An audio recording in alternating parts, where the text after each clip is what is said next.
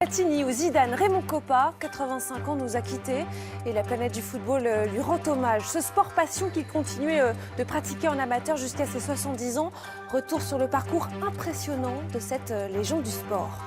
Nouveau coup du... Il restera la première star du foot français. Bien avant Michel Platini ou Zinedine Zidane, Raymond Kopa a été le premier joueur à partir pour un club étranger, le Real. Vu comme un traître par certains, il était surtout l'un des plus doués de sa génération. Petit gabarit, mais grand charisme, meneur et d'une intelligence de jeu remarquable. L'ex-Ballon d'Or a ouvert le terrain du rêve à de nombreux joueurs qui nous ont fait rêver à leur tour. Christian Réunif.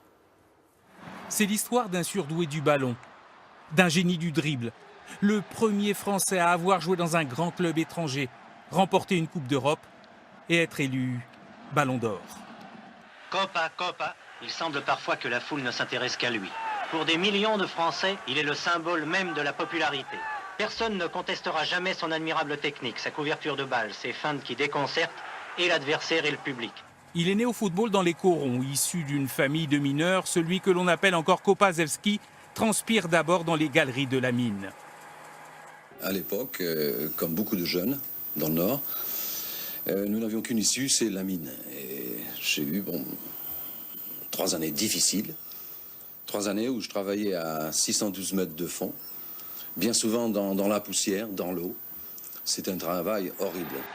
À 11 ans, il se fait remarquer grâce à ses dribbles chaloupés. Il rêve de devenir footballeur. À 18 ans, les clubs français le trouvent un brin gringalet. Il signe à Angers, puis à Reims. L'homme à l'arrêt sur le côté s'impose 2 titres de champion de France, une finale de Coupe d'Europe avec l'équipe de rêve champenoise. C'était l'ossature de l'équipe de France.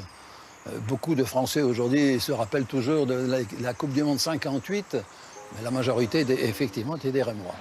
Il est le premier Français à jouer dans un grand club étranger, le Real Madrid, à remporter la Coupe d'Europe des clubs champions, lui, que l'on surnomme désormais Napoléon. Ma plus grande satisfaction, c'est le fait justement d'avoir attiré l'attention du Real Madrid. Et puis au départ, il faut s'habituer au mode de vie, à la nourriture et bien sûr à la langue espagnole. Et jouer dans une équipe comme le Real, ça vaut le coup de faire des sacrifices. 1958, l'apogée de sa carrière, élu Ballon d'Or, sacré meilleur joueur du monde devant l'immense Pelé. Sa notoriété est telle qu'il est le premier joueur français, bien avant Platini, à s'adonner à la publicité, à se lancer dans les affaires. Avant, j'en faisais 100, 200, 300 en rigolant. Et aujourd'hui, je m'arrête parce que je commence à fatiguer. Le football français est en deuil. Napoléon Kopa nous a quittés à 85 ans.